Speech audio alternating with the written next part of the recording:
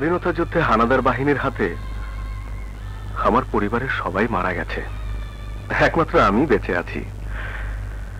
এখন আপনারাই আমার মুরব্বী, যা ভালো বুঝবেন করবেন। ঠিক আছে বাবা, ঠিক আছে, আমার কোনো আপত্তি নাই। তবে সিঁড়ির মা মারা গেছে আজ প্রায় 30 দিন, 40টা দিনও পার হয় নাই। ও নিয়ে ভাববেন না, ভালো দিনক্ষণ দেখে ঘটকের মাধ্যমে জানিয়ে দিলেই হবে। না না, এই হতে পারে না, এর চেয়ে মৃত্যু অনেক ভালো, অনেক ভালো। না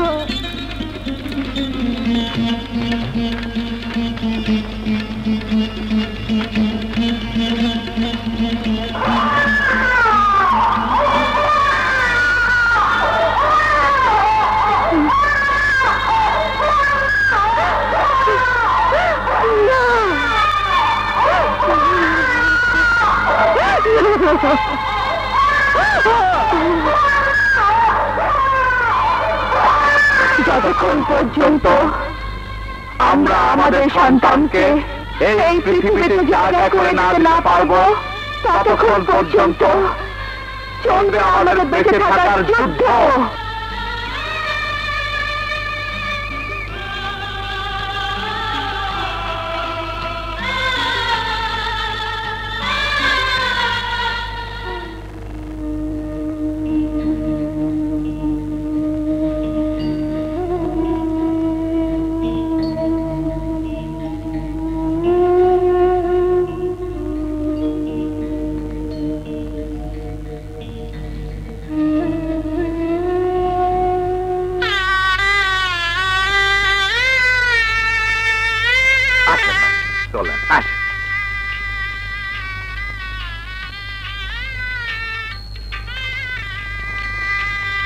মা সিঁড়ি 1,01,000 টাকা দেনমোহরানা ধার্য করিয়া গুলশান ঢাকা নিবাসী মরহুম ফিরোজ খানের একমাত্র সন্তান মিস্টার সম্রাটের সাথে তোমার নিকাহে তুমি রাজি আছো? বলো মা, কবুল?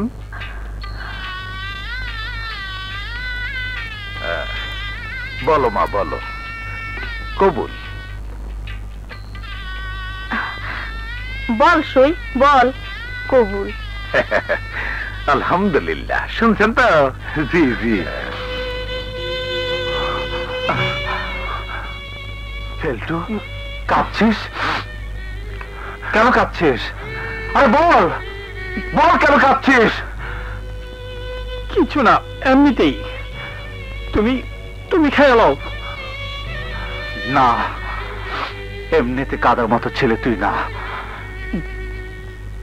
নিশ্চয় আমার সিঁড়ির কিছু হয়েছে। বল, বল আমার সিঁড়ির কি হয়েছে, বল। সিঁড়ির বিয়ে? না না, এ হতে পারে না। আমার সিঁড়ি অন্যের হতে পারে না, কিছুতেই না, কিছুতেই না। আমার বিয়ের কথা শুনলে কাজল ছুটে আসবে, ধরা পড়বে পুলিশের হাতে, তারপর ফাঁসি। না না, আমার কাজলে সর্বনাশ হয়ে যাবে। আমি ছাড়া পৃথিবীর কেউ কাজলকে ঠেকাতে পারবে না, কেউ না। আমাকে যেতেই হবে সই।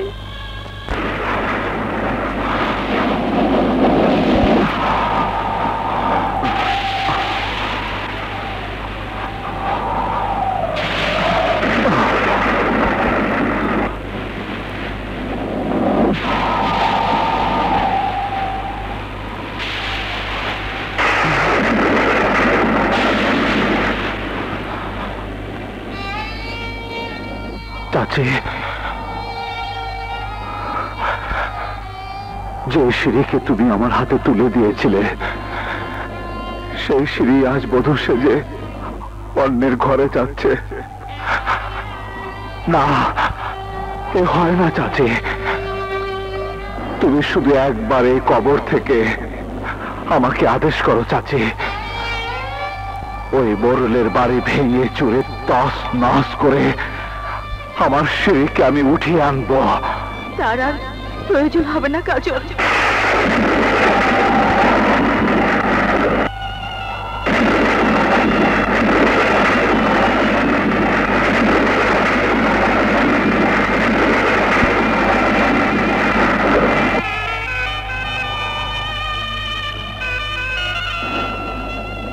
কাজল, আমাকে আমাকে যে যেতে হবে,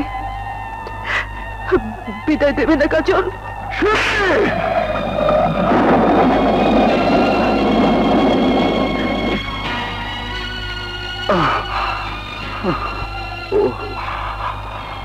কাজল, কাজল, তুমি আমাকে মারলে? হ্যাঁ হ্যাঁ মেরেছি, কারণ প্রতিটি নারী স্বামীর সঙ্গে সুখের সংসার করতে চায়, আর চাই বলে তুমিও মিথ্যে সাক্ষী দিয়ে আমাকে খুনি ফেরার পলাতক আসামি বানিয়ে বধূ সেজে আজ অন্যের ঘরে যাচ্ছ। তোমার তোমার এমনি সুখের দিনে আমার যে কিছু দেওয়া উচিত, কিন্তু আজ আজ তো আমি নিঃস্ব, রিক্ত, দেবার মতো কিছুই নেই। তাই তাই শুধু একটি চর দিয়েছি। তোমার দেওয়া আঘাত আমি আশীর্বাদ ভেবে মাথা পেতে নিলাম, কিন্তু একটি কথা জেনে রাখো কাজল, সেদিন সেদিন যদি ওই মিথ্যে সাক্ষীটা না দিতাম, তাহলে আজ জীবন্ত অবস্থা দাঁড়িয়ে থেকে তোমার সিঁড়ির গলে কষে চড় দিতে পারতে না। এতদিনে তোমার লাশ গলে পচে মাটির সাথে মিশে যেত। ঘৃণায়, লজ্জায় তোমার সিঁড়ি করতো আত্মহত্যা। সেটাই কি ভালো হতো? বলো কাজল, বলো, জবাব দাও। বাঁচতে আমারও সাথ ছিল না, তাই মরতেও গিয়েছিলাম, কিন্তু পারিনি। কারণ তোমার আমার মিলনে আমার গর্ভে যদি কোনো সন্তান এসে থাকে, আমি মরতে পারি, কিন্তু আমাদের সন্তান, সেই প্রেমের স্মৃতিকে হত্যা করার কোনো অধিকার তো তুমি আমাকে দাওনি কাজল। তাই তো এখনো বেঁচে আছে, লজ্জের মতো বেঁচে আছে। সত্যি কি তুমি মা হতে যাচ্ছ? বুঝতে পারছি না, তবে ভয় হচ্ছে। যদি তাই হয় তাহলে চলো শিরি, আমরা পালিয়ে যাই। কাজল, কাজল, মনে পড়ে একদিন বলেছিলাম চলো পালিয়ে যাই? তুমি চিৎকার করে বলেছিলে পালিয়ে বেড়ায় তারা যারা কাপুরুষ। সেই দিন থেকে আমি একজন পুরুষকে ভালোবেসেছি, কাপুরুষকে নয়। কিন্তু এখন তো আমি পালিয়ে বেড়াচ্ছি। হ্যাঁ, পালিয়ে বেড়াচ্ছ একটা মিথ্যাকে মিথ্যা প্রমাণ করার জন্য। সত্য একদিন প্রকাশ পাবেই, সেদিন আর বেশি দূরে নয়, যেদিন তুমি বিজয় মুকুট পরে অন্ধ গলি থেকে বেরিয়ে আসবে হাসতে হাসতে। কিন্তু শিরি, কোনো কিন্তু নয়। প্রেমের জন্য তুমি যুদ্ধ করবে, আমি কেন করব না? আর যুদ্ধ করার জন্য তো বেছে নিয়েছে মিথ্যে বিয়ে। মিথ্যে বিয়ে? সে অনেক কথা পরে শুনবে কাজল। অনেক সময় পেরিয়ে গেছে, বিদায় দেবে না?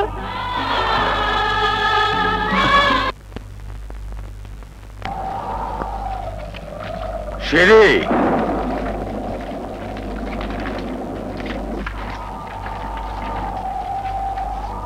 মা শিরি, এত রাইতে কারো করে কিছু না কইয়া বিয়ার ঘর থেকে তুই এইখানে? বাবা, যে মা ছোট থেকে বড় করেছে, তার কাছ থেকে বিদায় নেব না? ঠিকই কইছস। কান্নাকাটি করছিল।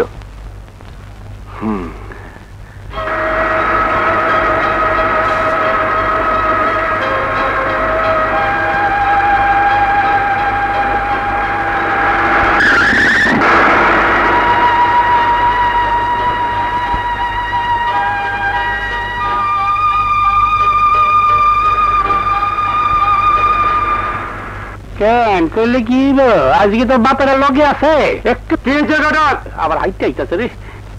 আমি করতেছি কিছু না এই সেদিনের ঘটনার লিগা চাচা মিয়ার কাছে আমি নিজে মাপ চাইতেছি।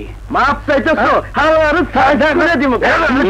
আপনি দেন, বিশেষ নয়, দেন চাচা।